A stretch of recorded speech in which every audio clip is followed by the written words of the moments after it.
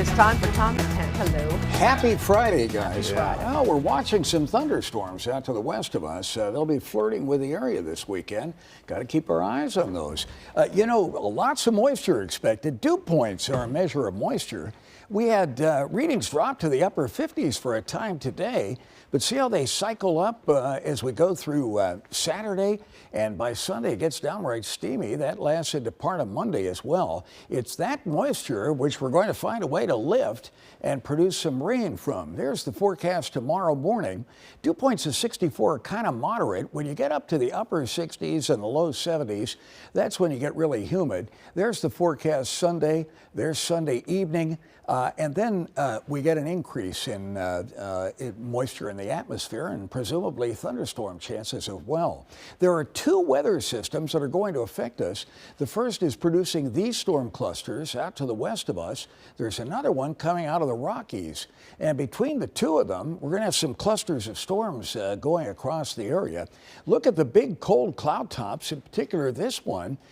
These things kind of pulse. They develop and then they move southeastward. Another one develops in their place. It constitutes that ring of fire pattern we've been telling you about.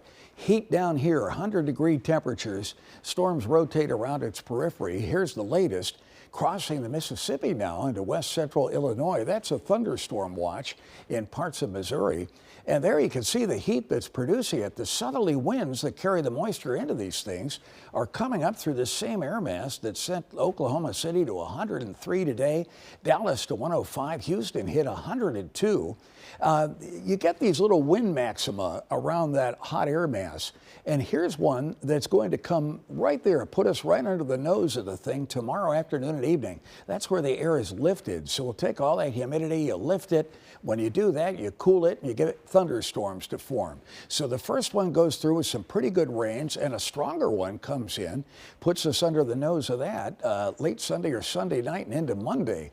So between the two of them, we're going to get some rain to develop in the area. Now, where the exact heavy corridor will be, we'll watch.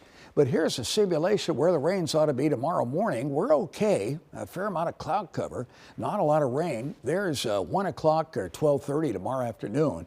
And then the rain spread farther north. The brighter colors are where presumably the heaviest rain is modeled. And so you go along the I-88 corridor and southward. That seems to be the area favored. There's the forecast tomorrow night at midnight. Then they scatter up on Sunday morning. It kind of quiets down for a while, and the next wave begins developing. And this is the one that spreads in later Sunday and perhaps Sunday night into Monday. We're getting some pretty impressive rain numbers. Here's one model's take. You note as you go north, the amounts drop off. As you go south, we get heavier amounts of rain. Don't look at specific numbers, look at the trend here. And when you get this kind of number off the models, this indicates you're going to get some pretty good rains to occur in the area. Flood watches out in west central Illinois and thunderstorm watches south to Missouri. There's another watch out in Nebraska, and then all these heat advisories from the southern plains west into New Mexico, Arizona, California. And there are flood watches in effect in parts of Wyoming and the western plain states. Here's the severe weather risk area tonight, and then it spreads actually tomorrow and tomorrow night, and here's where it sets up during the day on Sunday. Depending on how much warming we get, if we get some sunshine to destabilize the air, but we'll have to watch that period closely. 74 tonight in Chicago. We've got a mid-level 65 dew point, 73% humidity, so we're getting humid, and it's that humidity. There'll be over 2 inches of water evaporated in a column of air by later tomorrow. That's a lot of water, and thunderstorms can sweep that into very compressed and concentrated columns of rainfall. So that's why this has to be watched. Partly cloudy, warm, and hazy, no rain tonight. The moderate humidity may produce some patchy ground fog, as it has almost every night in the past week. In the outlying areas in particular, where it gets a little cooler at night, 69 is our forecast low. Tomorrow, a lot of clouds. It'll be warm and more humid. A few scattered showers and thunderstorms may start showing up, particularly south and west of the city in the morning, and then expand northward as the day proceeds. Could reach the city in the afternoon. Highs of 84, but 70s at the beaches, and of course around areas of rainfall, which will mix down some cooler air. Humidity won't go away though, and it will support additional showers and storms tomorrow night, some with downpours. Low temperature down to 71. Sunday, the storms and showers will have thinned out. Might be a peak of sun somewhere in there, but the daytime heating and that next wave could approach and start some new shower and thunderstorm development late in the day and certainly at night. That could spill over into Monday. Tuesday will dry out, be moderately humid at an 84. Wednesday, 85. Growing prospects for the next system's rains late Wednesday and into Thursday. And there'll be another one early the following week. Beautiful time of the year. We're out in beautiful farm country out in Cortland, Illinois by DeKalb for Andra Olson's shot of the sun setting.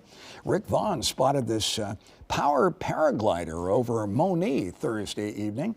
And Rick also gave us a beautiful view of the sun over Moni as well. Sarah Goodchild sends along this beautiful Puerto Vallarta, Mexico sunset.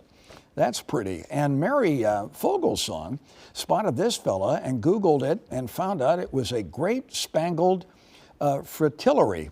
I hope I said that right, in the North Woods. Mary said, I didn't know that myself, but she Googled it, and thank goodness we all use Google, and we've got it as a resource.